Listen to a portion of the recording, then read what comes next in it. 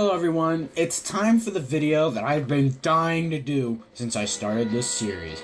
That's right, it's time to talk about SEPTA's iconic Silverliner 4s. Let's jump right into this thing because there's a lot I want to talk about.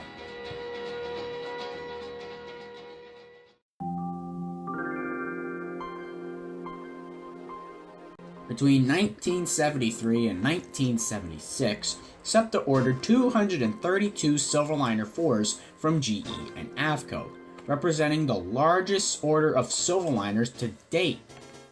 The 4s were a major advancement from the older Silverliners for many reasons. Aside from their rather boxy look, they were the first Silverliners to house dynamic brake systems, noticeable by the big hump on the top of the cars where the system is housed. They were also the first to be built in married pairs, as all the previous Silverliners, from 1 to 3, were all single units. Unlike the Silverliner 2s from before, the Reading were the one that got these cars first. They got their first Silverliner 4s as single units, numbered 9018 to 1931, to keep in continuity with the 2s. The first two, 9018 and 9019, were shown off to the press on February 21st, 1974. Between 1974 and 1975, the Penn Central took their delivery of 34 single units, numbered 270 to 303. The order was briefly interrupted by a production of 70 similar-looking Aero 2 cars for the New Jersey Department of Transportation, before the Penn Central could finally receive their last batch of Silverliners in the married pair configuration, 96 of them, number 304 through 399. The main difference between the Aero 2s and the Silverliner 4s is most notably the dynamic brake systems and the horns. I'll explain later. Finally, in 1976, the Reading took their order of 88 Silverliner 4 married pairs, numbered 101 through 188. Married pairs are great because they can allow for longer trains to be constructed. A typical consist of 4s would usually be 1 or 2 married pairs with a single unit to make a 3 to 5 car train. This is usually common on lines that have high ridership, such as the Paoli-Thorndale. They also have the same Wabco N2 style coupler, so you could couple up a set of Silverliner 4s to Silverliner 2s or 3s and it'll work fine. You can even hook it up to a Silverliner 5 and MU it, although this is not usually done. In fact, they only do this for towing purposes. That's also why in the final days of the Silverliner 2s and 3s, you'd see a couple Silverliner 4s coupled to the back of a train. This was done for easier braking since the older Silverliners lacked dynamics. All the 4s were delivered with a circular SEPTA logo, like this one, on the left, and the Penn Central or Reading logo on the right. However, the Reading Black Diamond logo was missing and the space was left blank on cars 129 through 188. This was because on April Fool's 1976, the Reading company was absorbed into Conrail. And as seen in this photo, they did have some of the cars with Conrail logos, but most of the time they just left them blank. These logos remained mostly intact until 1983, when SEPTA took over all commuter operations from Conrail and quickly applied their current rectangular logo all over the others. Now you're probably wondering, what horns did the 4s get? Well, it was at this point where the railroads got pretty bored of the Wabco AA2s on the Silverliners. So, what did the 4s get instead? Leslie S2Ms, of course! My favorite horn of all time too, and boy are these things beautiful. You want some samples? Here's a couple from my own videos.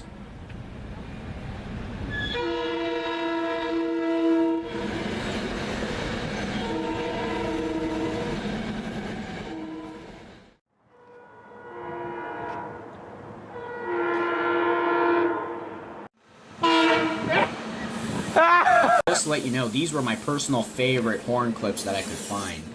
With the 4s on hand, the final batch of NP54s and Blue Liners could finally be retired completely.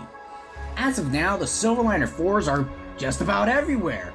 I bet you when you railfan SEPTA, 70% of the time you're going to see 4s, mainly because they outnumber the 5s and the push-pull sets combined, and crews love them. Even SEPTA loves them. Hell, even the regional rail logo itself for the regional rail division of SEPTA is a Silverliner 4. Isn't it obvious how much these cars really made an impact on SEPTA? Holy crap. And you want to know something funny? A lot of crews even prefer the Silverliner 4s over the 5s. Well, mainly the conductors, but whatever. On weekends, rarely will you ever find a Silverliner 5 set, as the crews seem to avoid them the best they can. Reason why is because the 4s have better cab space. No, seriously, if you're claustrophobic, you do not want to be in a Silverliner 5 cab. No, seriously, look. My mom's boyfriend Bob Henning, he's claustrophobic himself. I don't think he would want to be sitting in there. Also, the Silverliner 4s did not sit out for most of their career for cracks in their axle frames, like the 5s. Not to mention, the 4s also have a section in between cars, so they could make station stops easier. Because in between there, you've got all your signs and stuff hooked up, and a little board that would pop open or down, depending if you're on high-level platforms or not. And the Silverliner 5s, however, because they do not have full-length cabs, conductors would often have to lean outside the open doors at stops once they're approaching a station. Well, that was back in the day. They seem to be not doing that as much anymore. Yeah, but I can imagine most Silverliner 5 conductors that would have to lean outside the doors, I can imagine they got a bunch of flies in their face. Yeah.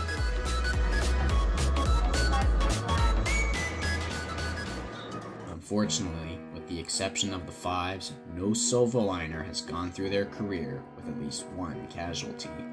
In 1980, Silverliner 9020 was rear-ended by another Silverliner 4 at North Wales Station on the Lansdale-Doylestown line.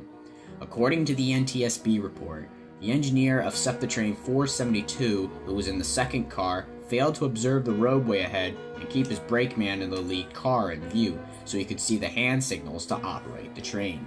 Because of this, 472 smacked right into train 406 and destroyed the lead car 9020, which was luckily empty. After the accident, 9020 was scrapped. Besides that, no Silverliner 4 has ever been retired, and they continue to be a frequent sight. Now, unlike the other Silverliners, the 4s have never actually been officially rebuilt yet, but there has been a number of modifications to the class. The propulsion system was initially upgraded from the old Mercury Arc-based Ignitron rectifiers to a more reliable solid-state silicon-controlled rectifiers, and later the main transformers had their coolant replaced with one that did not contain nasty PCBs. And let me tell you, PCBs are nasty stuff. And now, for those of you that don't know, PCBs, or polychlorinated biphenyl, is a type of organic chlorine compound which is usually used in the coolant systems of a lot of electrical systems. They are toxic though and can give you cancer if you're exposed to them. I don't want to go into detail considering the fact that I'm not an electrician, so half of the crap that I'm talking about will probably not make any sense, but oh well. So as this change was carried out in the early 1990s, all of the 9000 series of Reading cars and some of the Penn Central cars were renumbered into the series 400 through 460 to help keep in track with those units that have undergone the modification.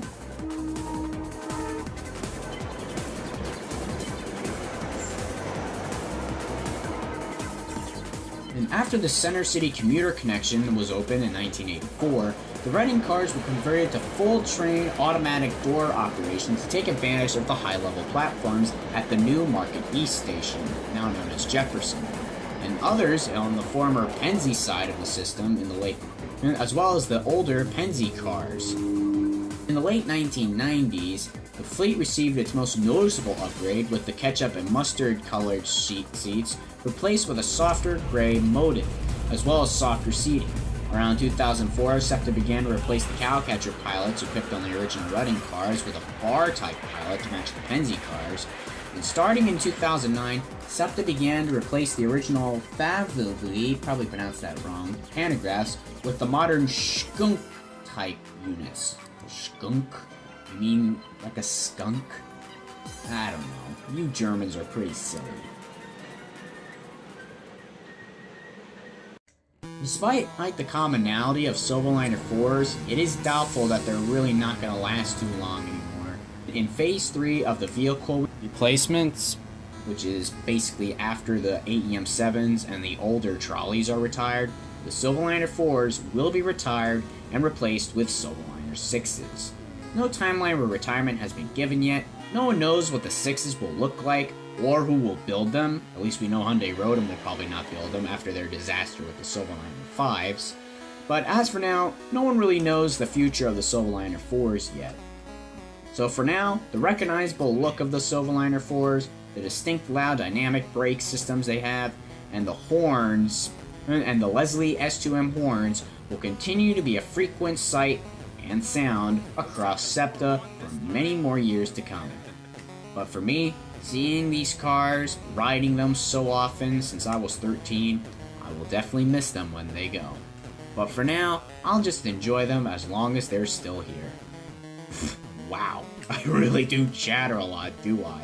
Well, next time, we'll talk about the 5s. There may not be much in that video, like it won't be that long considering how they are pretty new, but because I like to talk, and the rather roller coaster-like service that the 5s had so far, it'll probably end up being just as long. So, until next time, I wish you good night, and don't steal photos and videos from people and claim that it's yours, Amtrak 7675. Shut up, iPad. And whether it's on Instagram or YouTube, please don't steal people's stuff, man. Like, come on. We know you're doing it, and yet you refuse to even admit to it. What the heck? Okay, goodbye.